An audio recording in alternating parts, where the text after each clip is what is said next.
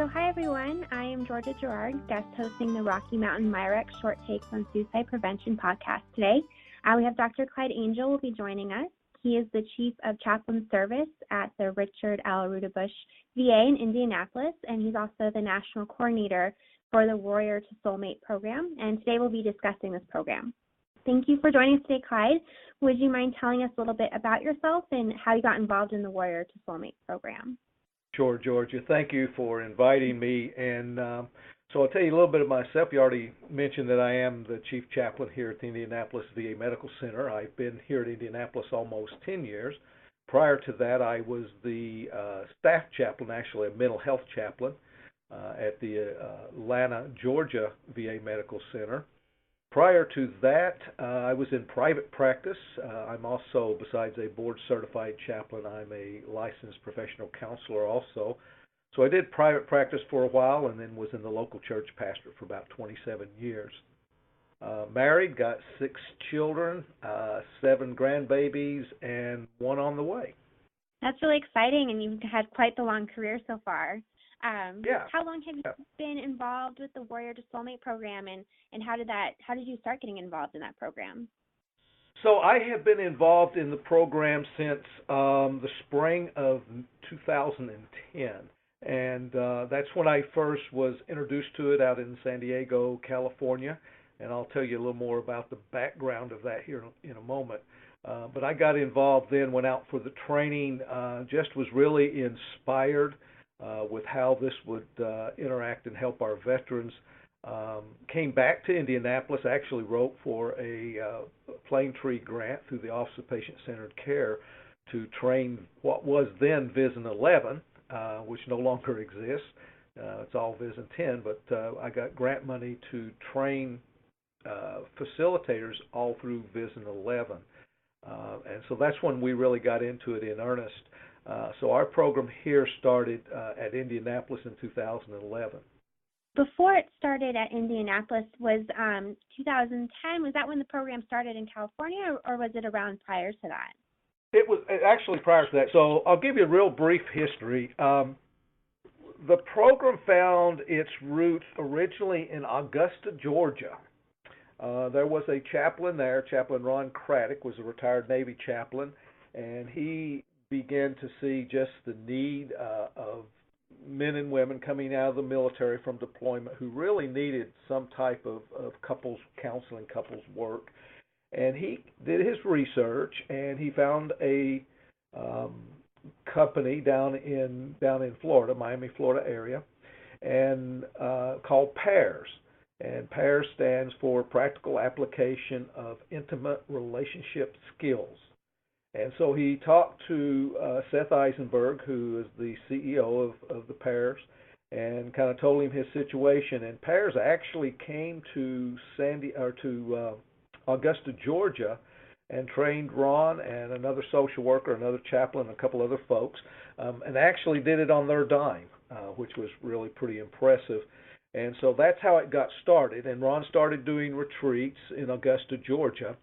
And then in 2009, there was a chief chaplain conference, and Ron had gotten a best practice for this work in Georgia, and he showed a film.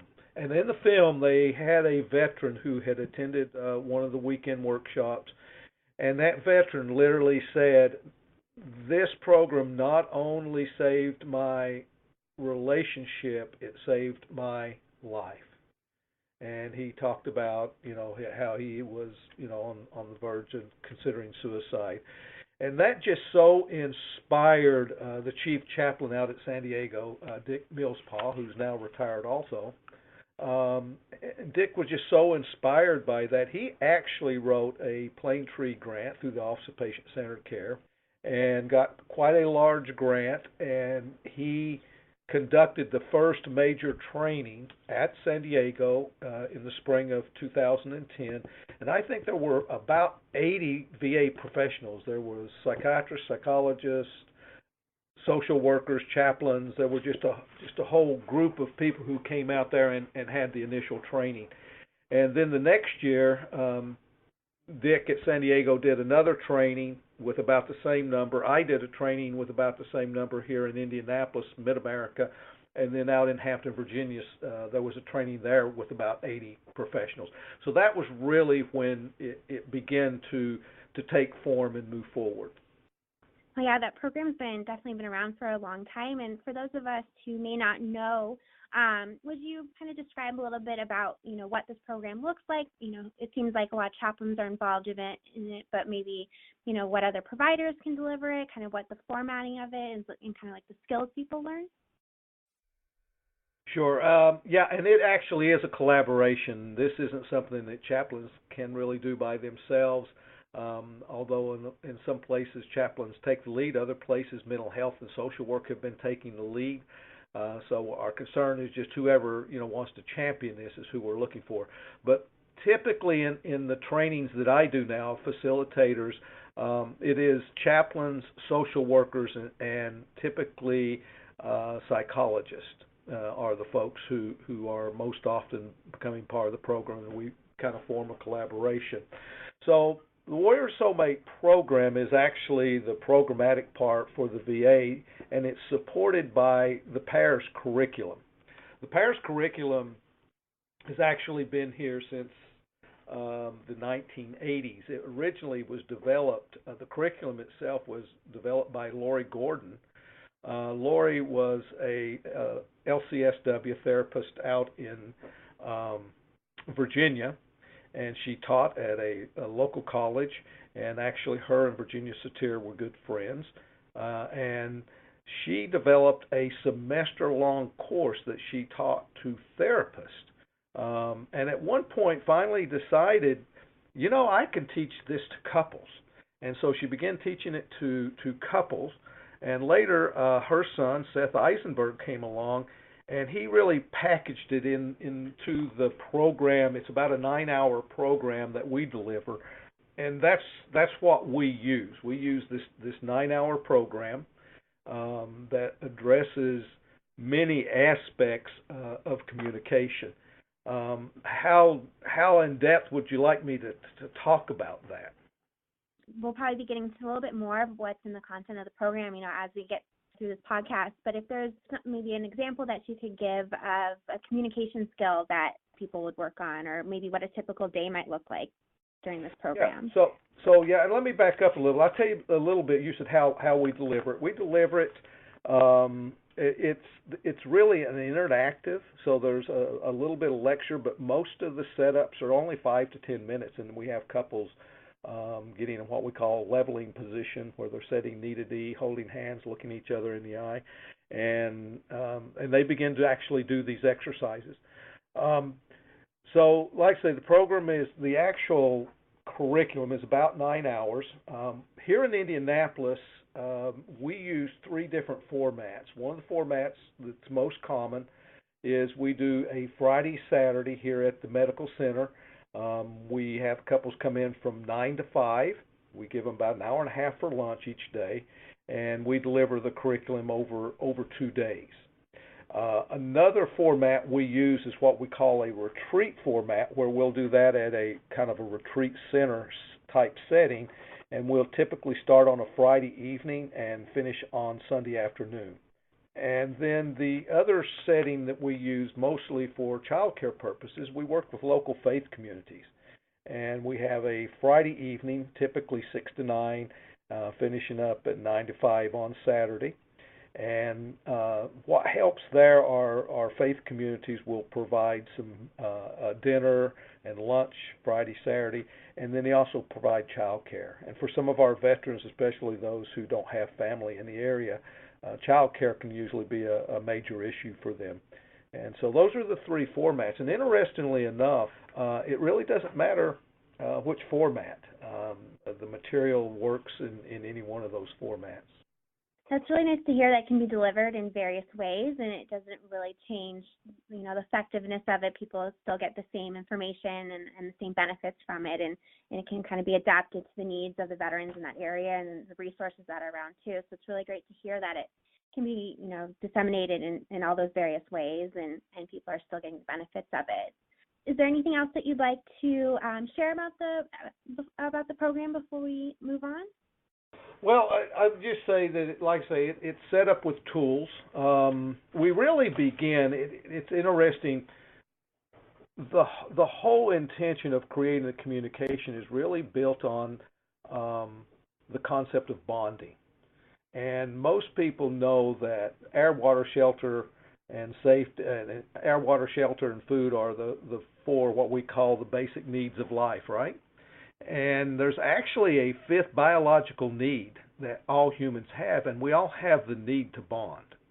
And there has been studies around that and so forth. And so bonding is important. And so what we do is we present and help people understand to achieve bonding, there has to be emotional openness and physical closeness. And so we use what we call a relationship roadmap, and we talk about what are the barriers, and we discuss different barriers like stress styles of communication, et cetera, ultimately leading up to talking about what a healthy relationship looks like. And there's three parts to a healthy, mature adult. And the first part is I can ask for what I need. The second part is I can listen to my partner with empathy, listen to understand, and then the context. Together we can meet whatever struggles and so forth and so on. So we first set up what the concept of communications and bonding and what it looks like to be a healthy adult. And then at that point, we begin to introduce tools. We do a daily temperature reading, which is a little 5-part, 10 to 15 minutes a day. We do something called the Pairs Talking Tips, which is a confiding tool where one partner is sharing. There's sentence stems all around this kind of circle, and the other person is just listening. And they try to repeat what their partner said without adding anything to it, any comment. It doesn't have to be verbatim, but they don't add to it.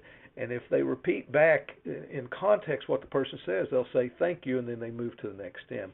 And that's really an important part, because probably the most difficult thing we do as humans is listen. Because most of the time as humans, we're listening to respond rather just listening to hear and to understand.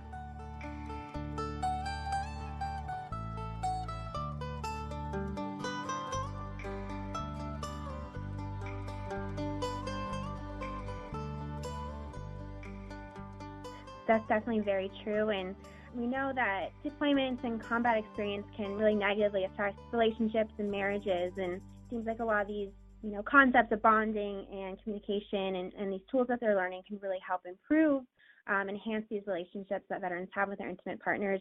Is there anything else about the program that you feel like really lends to that bonding and communication improvement? Well, I think, particularly, I guess in one area that I do a lot of work in is post-traumatic stress disorder and working with spiritual and moral injury.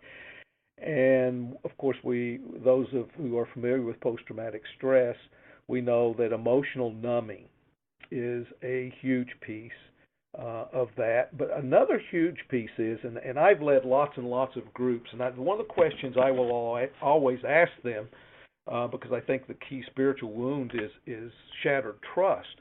And I will look at veterans both in groups and one-on-one and say, who do you trust?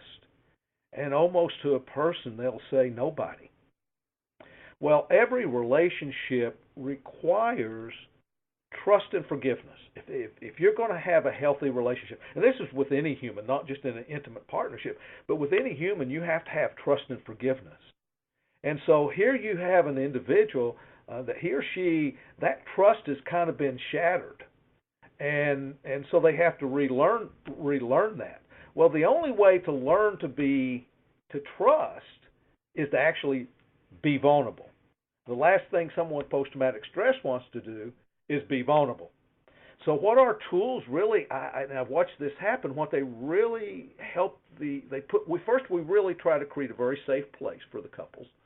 And if you have one person who's willing to confide and the other person who's willing to listen with empathy, that actually creates the love, the intimacy.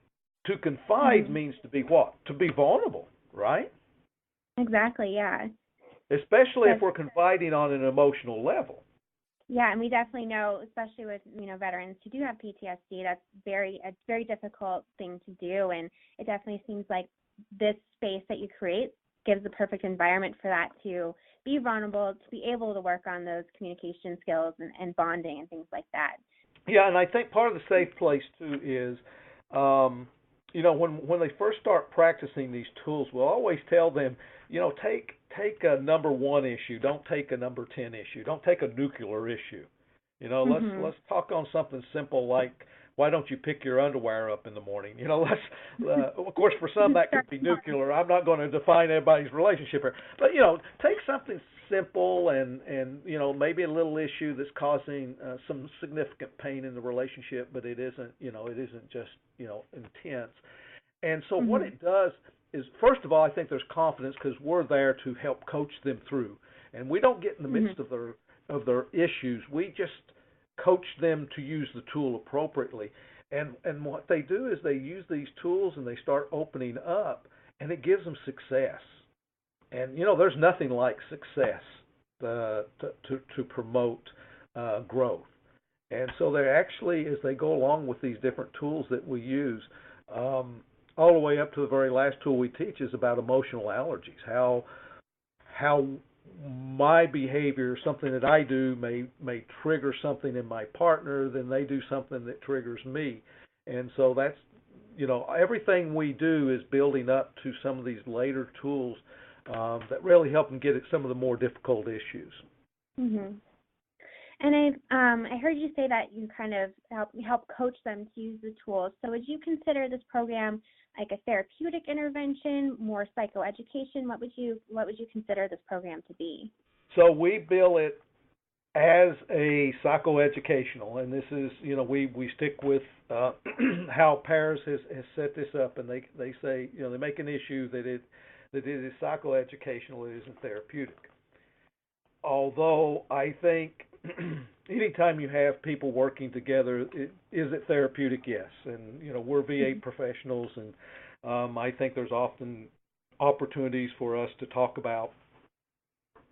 Sometimes we'll get into the post-traumatic stress a little bit in some of the open discussions, and of course we also, particularly here at Indianapolis, we have a family support center under Chaplain Services, and have marriage and family therapists and marriage and family therapy interns here. So we also encourage them if sometimes couples have we maybe help them make some connection to renew some of Mhm. that bonding and connection. But sometimes they come in with difficult problems around finance, or if there's been infidelity or whatever, and they really need more support and guidance. And so we're also always encouraging them to come and be a part of the Family Counseling Center and do some individual couples work. And the other way around is most couples who sign up for couples work, we encourage them to do the workshop so that we can then use those tools. So we try to get them involved on both aspects. But it really is billed as psychoeducational. But I do believe, and the results show that it has a therapeutic benefit. So sometimes, when people are dealing with some stressors in their relationships or just in their personal life that can carry over to their relationships, intimate partner violence can come up. So how do you think that the Word Soulmate program addresses intimate partner violence if it does occur or it does come up during the retreats or workshops? And in addition to that, how do you think that this program might be proactive in preventing that? Actually, that's a really good question. So we actually have a couple of slides in the presentation right up front that we basically say this program isn't designed for people who are currently experiencing interpersonal violence or intimate partner violence. And you can kind of understand because we're really helping people to be vulnerable, to confide, to let down. And if there is currently partner violence going on, then we say that this probably isn't appropriate for them at this time. We also put up the numbers for them to call intimate partner violence hotlines and so forth and so on. Now, with that said, Occasionally, a couple will come and say, there has been, but we've worked through that, we've gotten help. Then that's probably not, we wouldn't make that an issue one way or the other. We would let them stay and monitor that and follow up with them a little more closely. There is actually an intimate partner violence program currently in the VA, and the person who leads that, we've actually, myself and one of the psychologists up in Cleveland, have done a kind of similar to this, more of a SharePoint type of lecture or online computer lecture. And with the intimate partner violence folks throughout the VA, they really like this, and it's more what they're seeing it, and I agree with them, is how we promote it as a preventative. So people who maybe are identifying on the edge that it hasn't maybe developed into a full intimate partner violence by diagnosis, but that are struggling, maybe have made contact with the folks in IPV, that we can hopefully get them in this program early to help avoid that. We actually have an exercise that I think is really a great exercise that we introduce during the workshop. It's called Emptying the Emotional Jug, and it's just really a neat. It's a neat tool because it's very simple to use. One partner is the prompter, and the other partner is just sharing what they're feeling as they're being prompted. And basically, it just goes through 4 parts. The first part is, what are you angry about? And you just let the partner begin to talk about what they're angry about.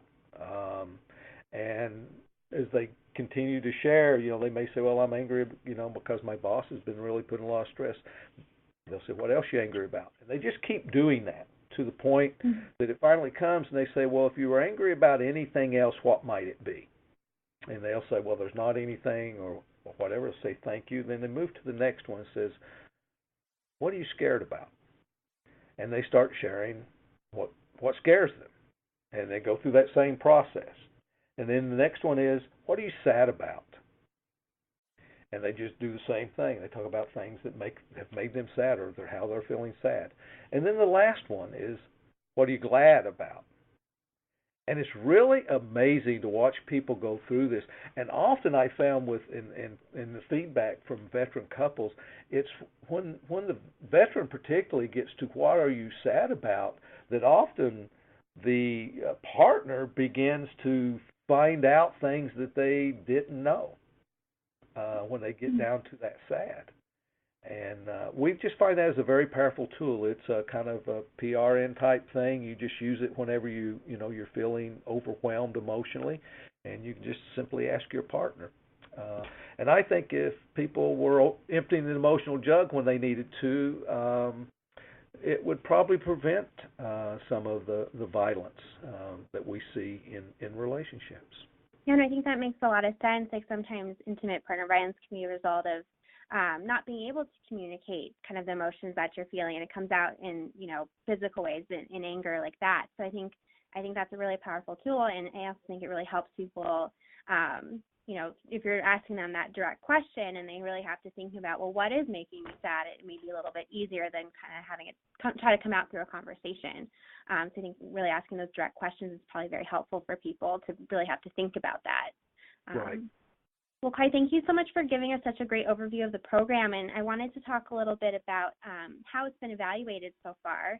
So I know that you and your colleagues did a return on investment evaluation, and you looked at a cohort of 89 veterans who had participated in the Warrior Soulmate program, and you found that there was decreased inpatient admissions, less emergency room visits, and the positive suicide screens went down by 100%.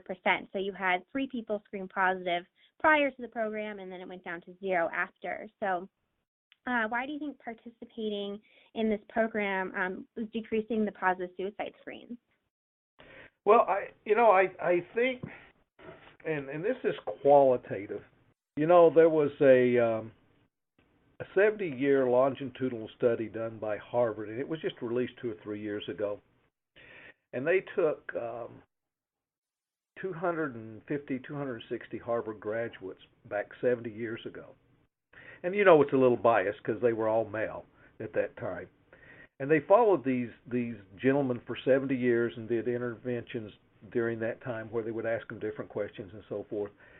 And at the end, toward the end of the study, and these gentlemen are all in their later years and retired and so forth, they asked them what made them happy or what was important in life. And every one of them said, love, relationships. Life is about relationships. And, with deployment, often our veterans, even those who don't have a diagnosis of post-traumatic stress disorder, many of them come back with post-traumatic stress symptoms, or just being deployed is stressful on relationships. Just being in the military alone, I think, can be very stressful on relationships. And the other part of that is that's, a lot of folks, especially during the 911 start in Afghan and Iraq, a lot of veterans, I heard them say, I'm going so, I can take care of my families and protect them, and so this doesn't come to us. And so a lot of, I think, our military people, family was kind of the anchor. And then to come back and bring these stresses and the relationship began to struggle and then ultimately dissolve, I think that loss of relationship sometimes can kind of be what we call the final straw. And so that's why I think if we can do these interventions like the Warrior Soulmate program, we're giving them new tools. We're putting new tools in their relationship. I don't think there's a guarantee. I don't think any marriage program comes with any guarantees as to whether people will stay together. But often what I've also seen, even though the couple may not stay together, the veteran improves, and if they have children, they often co-parent better, even if the relationship itself doesn't maintain. So I think it has a lot of preventative factors involved in it. And I think if nothing else, just helping that veteran find the ability to express those emotions, to find healing from that emotional numbness that they experience with post-traumatic stress, that alone I think is huge.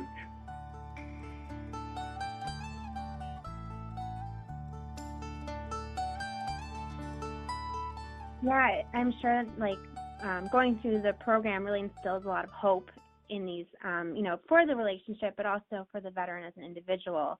It sounds Right. like, even if like you said, even if the relationship doesn't work out, I still think it gives them the skills to, have a healthier relationship in the future, or, good relationship with children if they're present. I'm just sure that they're feeling just so much more hopeful after, going through this program. And you mentioned earlier that someone told you that not only save their relationship, but save their life. And I'm sure that, people, maybe you haven't heard it from other people, but I'm sure that that's happening at, other VAs that have this program. I'm sure people are feeling that way. And, we usually tend to think of relationships as a protective factor, like you were just discussing that, rebuilding Right. that relationship might be helping with their suicide risk. But, it can also maybe potentially be a risk factor. So how do you think that these intimate relationships can serve dual purposes as a risk and protective factor for suicide? So how it can be a risk factor. So that's really interesting that you bring that up. We've done a little bit of study and so forth, but there was actually a study just completed, and I won't give you all the authors, but one of the primary authors was Merritt Kopax, and Hugh Crean and Crystal Park and Rainey Hoff, I think, was the researchers. And they were actually doing a research on religious coping and suicide risk in veterans. But what came out of that, it actually made the Washington Post, is just a little finding that come out of that was that it says another noteworthy finding of this study was that being married or living with a partner significantly increased the probability of being in a higher category of risk. And when I share that with people now, they kind of look at me like, because I think, the thought would be, okay, they're probably less risk of suicide because they've got the family at home and they've got that support system and so forth and so on, and I think that's true, but I think the higher risk comes is that it represents another loss. With trauma, and I think just again being in combat, you suffer losses. And with trauma particularly, you suffer a lot of losses on different levels, spiritually, emotionally, mentally, physically. And if they're in a relationship when they return and that relationship doesn't work out, then that is one more loss. And it's a huge loss. And I think that that really creates even more risk. And that's kind of what this study found out. And it's interestingly, it was the veterans who were not in a significant relationship had a lower risk. And that just goes against common, your common thinking would think, logic would be just the opposite, but it's not. Yeah, that's really interesting. I know, for myself, I'm definitely surprised by that finding that, being in a relationship as a risk factor. But it does make sense that, even if the relationship, maybe they don't lose the relationship, but I'm sure that there's still a sense of a loss of maybe how the relationship has changed since they've come back. It's definitely not going to be the same, especially if they're in combat or, have multiple deployments. So I can definitely understand how that sense of loss would definitely put people at higher risk for suicide. And feel like, we talk a little bit of sometimes people, when they feel like they're a burden to their family or things like that, that can definitely increase their risk for suicide as well. And I'm sure some feelings like that exist in these relationships. Yeah, I think there's, multiple. I think, this is being studied so much because it's such a key issue. One of the great goals within the VA is reducing suicide among our veterans. And I think there's multiple risk factors, many different risk factors that play into it. But, my passion is if we can help reduce one of those, just, reduce one part of it, then, it's all of us working together, from every aspect that hopefully we can help our veterans get back to wholeness again. Yeah, and then just hearing you describe all that, it definitely seems like this program has the potential to address suicide risk in veterans. And is there anything else that you would like to share, either from what you've learned from the return on investment report that you did, or anything else that you'd like to share about how you think that this could be a powerful intervention for suicide? Yeah, I think it's interesting. Is you think I think is these tools that we talk about. And the veteran learning to confide. One of the things we also do, we talk about dirty fighting. If there's two people left on this earth, there's going to be conflict, right? I mean, that's just the nature of human relationships. So what we really talk about, first we talk about dirty fighting, the things that we do, and sometimes we do them unconsciously, but most of the time we're pretty aware of our dirty fighting, the name calling, the accusing, the threatening, the sarcasm, etc. So we help them identify that. And then we have a tool that's literally called the Fair Fight for Change. And one of the key subtle things that we're doing through this entire workshop that's really important is we help them understand you love this person. What you don't love is the behavior. I have people, I've been doing this for a lot of years with couples, and I have couples come in, and you may have heard this couple, one of the other walk in and say, well, I love them, but I'm not in love, right? Mm-hmm. Yeah, I've all heard that. Yeah, and I just smile and say, well, great. Because if they, I can't help someone love another human being, but I can help them get back that love and feeling. And because it comes, a little Top Gun there, right? It comes from the behavior. And often where the conflict comes is around the behavior. The irritation comes around the behavior. And if we can focus on the behavior and stick to one behavior. And again, we've already taught them several tools about how one speaks and one listens, and then we also talk about how to negotiate. So if they can begin to figure out how to resolve and have success around some of their disagreements and around things that are causing one or the other partner to experience pain in the relationship, then they can move back to that pleasure side of the relationship. And I think that's huge.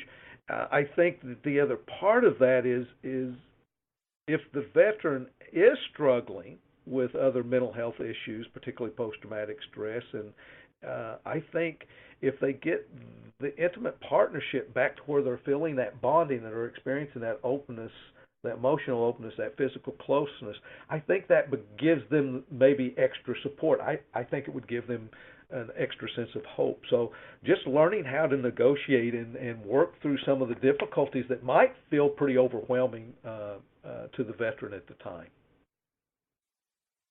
Yeah, and we definitely know feelings of hopelessness is a significant risk factor for suicide. So I think that there's so many components of this program that have been shown to really improve, not only the relationship, but just, veterans functioning individually, which, if they're, feeling bad about themselves, I'm sure they're feeling like they're better partners as well. So, we talked a lot about how, this program can really help improve those relationships and the skills that are learned. But I know you and your colleagues wrote a paper about implementation and sustainability of this program, which is also really important. So we know it's helpful and it has good results, but how do we implement and sustain it? And you know that you guys found that the program has many positive aspects. It's meeting those unmet needs of veterans by expanding the services to the veterans' partners. But there's a lot of systemic challenges that may impact the implementation of this and sustainability of it. So would you be able to describe, what resources the medical center may need to implement and sustain this program? Sure. I'm really glad you asked that because, we did an early study. I'm really thrilled right now because we've got some real interest from the MERIT and VISN 2 about collecting more data, which I think will be helpful in sustainability. The National Education System is working with me right now. We're actually working to create a virtual train the trainer. My goal is to put trainers in every VISN, so we have 2 or 3 trainers who can train facilitators to facilitate this for veterans. So that's kind of exciting to me right now because then we get it down to the VISN level and ultimately down to the medical center level. When we get it to that level, right now the cost is really pretty simple because we have some training units that we've already purchased, and I just did a training out in Reno, Nevada last week, and literally all it cost that facility was my travel back and forth for them to set up this program. This isn't really a high-cost program. So in the future, probably the 2 things that will be cost will be the certification itself, which is around $500, and then every participant who comes, so the couple, each one, get a participant workbook and then a set of wallet cards with all the tools on them, and that's about $35 a couple. And I mean that's relatively cheap. And then the only other cost, there's an accreditation at $50 a trainer or a facilitator that the medical center would maintain. And then, of course, you have to figure in the FTE, for the time, the 2 days or 2.5 days or whatever that the clinicians are involved in actually leading the couples through these workshops. But if life is about relationships, and I think it is, and how important that is, I always say to some of the executive folks, I said, well, let's compare one of these workshops to the cost of an MRI. Yeah, it's a lot less than an MRI. A whole lot less. You can do a lot of these workshops for one MRI. Now, I'm not making any less. We know how important the MRIs are to our health and well-being, and they save lives daily, and that's huge. But really, when you put this program back and really how it does impact. And we're starting to talk in the VA about, and I love it. We're talking about whole health, right? And so it is the psychosocial, spiritual. We can't really talk about holistic or whole health unless we say biopsychosocial, spiritual. And I think where relationships really begin to hit kind of that spiritual side, because it's about meaning and purpose and why am I here and what do I live for, and happy people are healthy people. Very true. So I know the goal, hopefully, I know you'd like to see the Warrior Soulmate program expand to, every VA, and it seems like hopefully that would be possible. But, if a VA currently doesn't have that, so if a provider working in a VA that doesn't have the program yet, do you have any advice for clinicians working with veterans who may be experiencing challenges in their marriages or relationships? Yeah, I think this is probably true. I think every facility probably has a mental health provider that at least has some experience. There's a lot of LCSWs and even psychologists who've done marital work. So, that's, I think, referring back to mental health and finding out what's within the mental health department and maybe being a little more intentional in that. But also, some of these tools are actually available on the PAIRS website. So I would encourage maybe clinicians to go to the PAIRS website and see where some of these tools may be available, that they can probably use those right off the website, or refer couples to go to that website. But like you say, our goal is really, and I think we're getting closer to it. I think we have been in about 68 facilities. Some, how programs go, some are more active than others right now. But my goal is to keep pushing until this is available in every facility.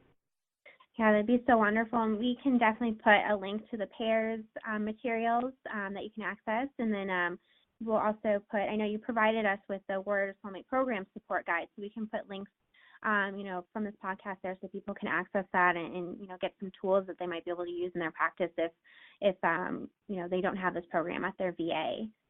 I think the video link too, I think hopefully you got to watch that 5-minute video, but that really captures the heart of that's veterans talking about what the weekend workshops are doing for them, and that's the proof is in the pudding, and so I think that link, I hope you'll get that up and so folks can kind of see that and get a little more material. And then ultimately what I would say to facilities, give me a call, drop me an email as the national coordinator. I will do all that I can to help you establish this program and have a successful program for your veterans. Thank you so much for your time, and we really appreciate your time today. Do you have any closing remarks or anything else you'd like to talk about today about the Warrior Soulmate program? No, I just, I appreciate your time, and as much as we, continue to get this out to all of our partners within the VA. If you would like to, you can send this podcast to our new secretary. That would be fine, or to our active secretary. But no, we I think just people continuing to just share the word and just keep working at this and realizing that suicide is a big issue, and that we all can, each one of us in each one of our disciplines and what we bring to the table. I think if we all just continue to work together and collaborate together, I think we can put the tools out there really to make a difference for our veterans around the issues of suicide and intimate partner violence, which can often lead to homicide. I think we can make a difference in the healing of our veterans, and at the end of the day, that's why we serve in the VA. That's what it's all about. Definitely, and I really appreciate you sharing, all of your valuable knowledge about this program, and I definitely think it can provide so many, positive aspects to our veterans, and hopefully, it'll be in every VA one day. That's definitely our hope as well, and so thank you again, and that's Welcome. it that we have for our Rocky Mountain Short Takes podcast today. We really appreciate you for listening. Listeners, you can learn more about the Warrior Soulmate by clicking the links accompanying this podcast.